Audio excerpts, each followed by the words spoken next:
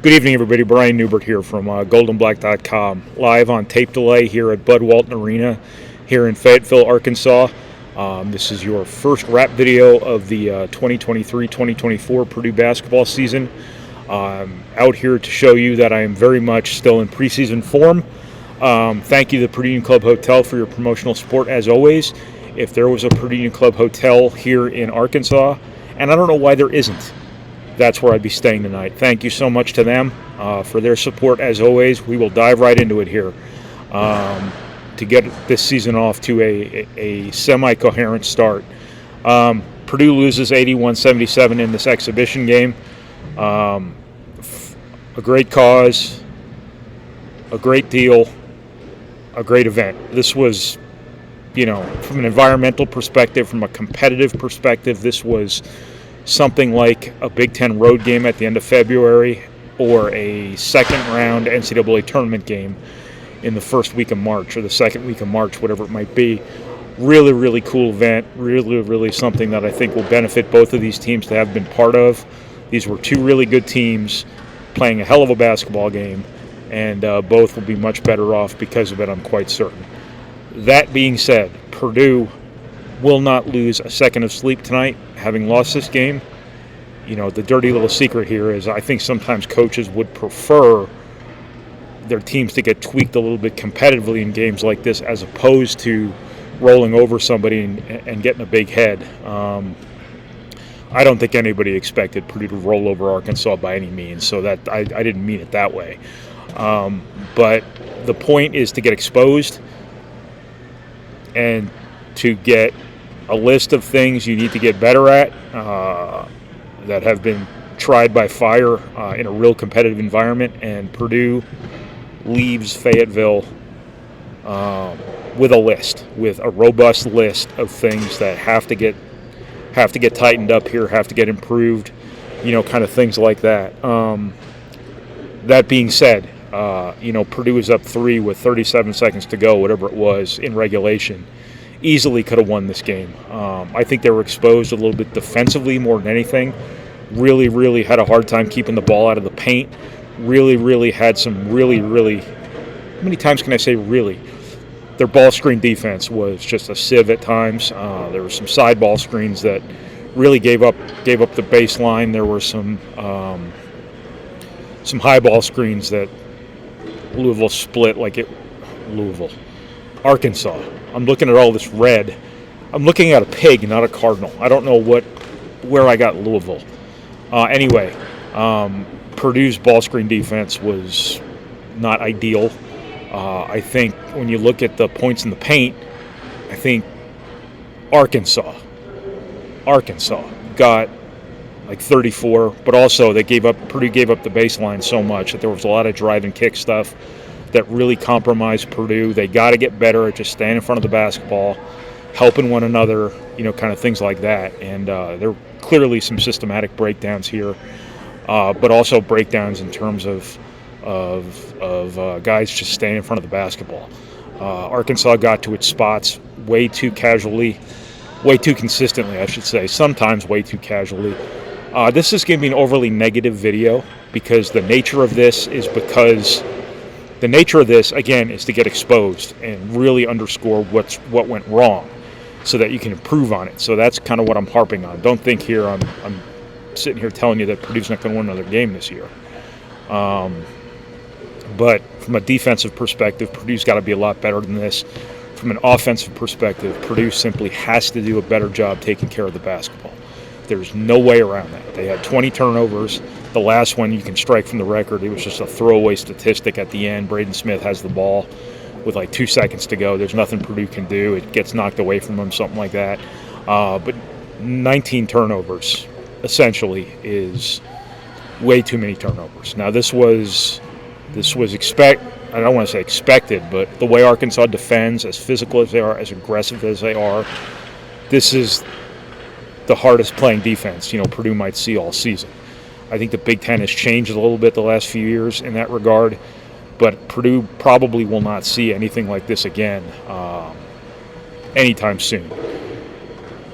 Hopefully, for their sake, they will hope for their sake that this sort of hardened them for games to come against teams that aren't going to be as athletic, aren't going to be as aggressive, as long, things like that.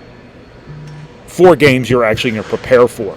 This game, even if you were going to prepare for this like it was a real game, how? They have 10 transfers on their team. Not all of them are new transfers, but it's just a really hard thing to prepare for. Purdue came into this game focusing on Purdue more than Arkansas.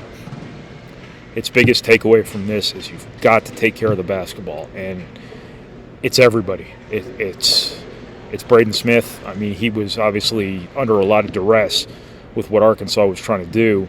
I don't think Arkansas's press really did a whole lot to Purdue. I think their half-court defense affected Purdue more than any of their full-court stuff did. It's Braden Smith. He tried to make some passes that maybe were a little bit lower percentage than Purdue would have liked.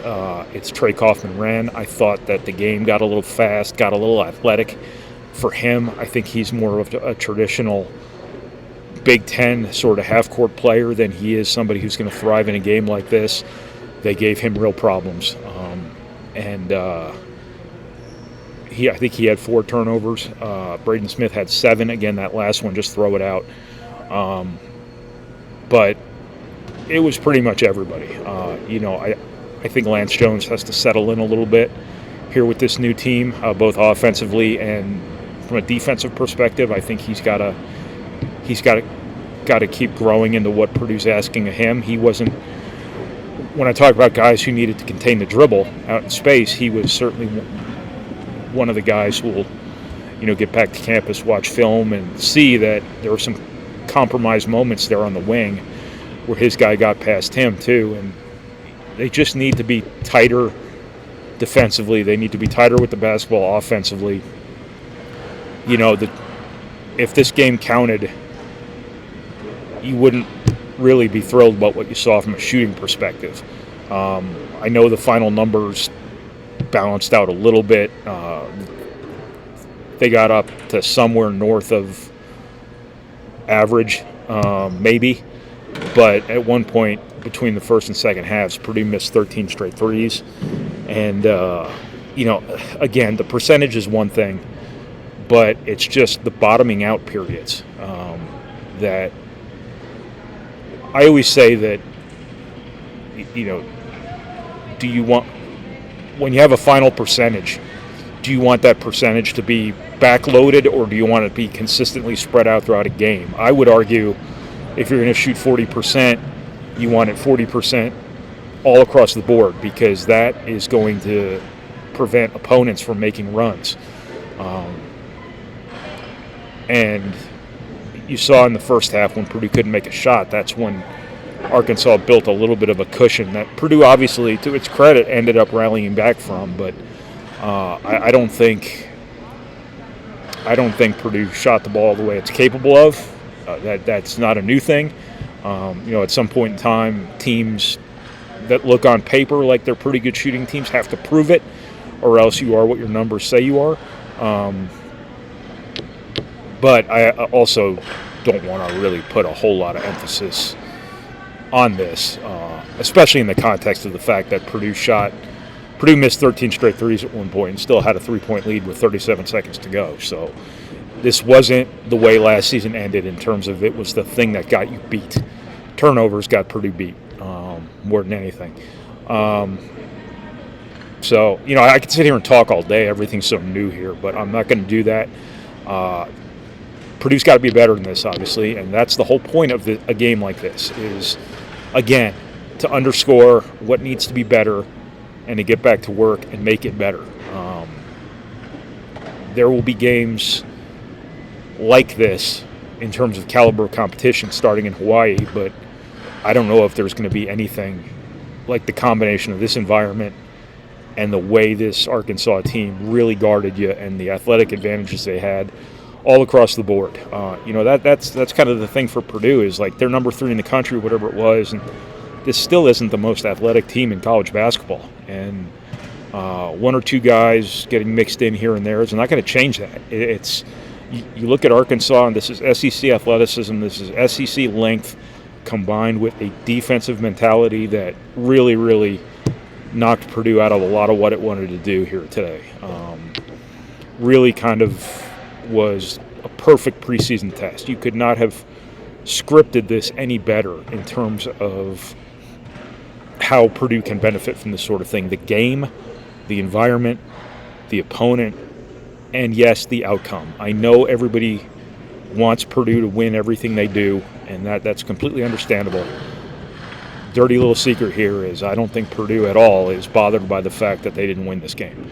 I think Purdue would rather take whatever punch you get from whatever competitive edge you get from this, however much this pisses off Braden Smith, however much this pisses off Ross-Ade, things like that. You've heard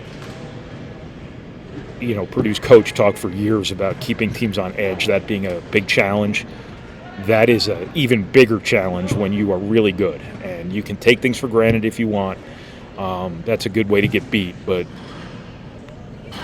getting beat in a situation like this is something that would probably lead to more positive gains than winning this game, by 3 points at the end of regulation probably would have. That's just me guessing. I know you don't want to hear about positives in Purdue losing, but I think that really is the reality of this. So that's what I got. This is my first trip to Arkansas. There are storms coming, so I'm going to cut this off now, and I'm really in early season form here, aren't I? So with all that being said, this is Brian Neubert from goldenblack.com following Purdue's 81-77 exhibition game loss in overtime. I think I forgot to mention that, at Arkansas. So I'm going to see if I can find a Walmart somewhere around here. Thank you to the Purdue Union Club Hotel once again for your support. We appreciate it very much. Deer of Arkansas, I would really appreciate it if you would stay out of the roads for the next 20 hours or so. Let me get out of here without hitting a deer. They're everywhere. Anyway, thanks everybody for watching. Thank you for reading. Thank you for listening. And thank you for processing our materials, however it is you process our materials. If you haven't had enough of this smiling face quite yet, I will be back this week with our continuing goldenblack.com Purdue basketball dailies.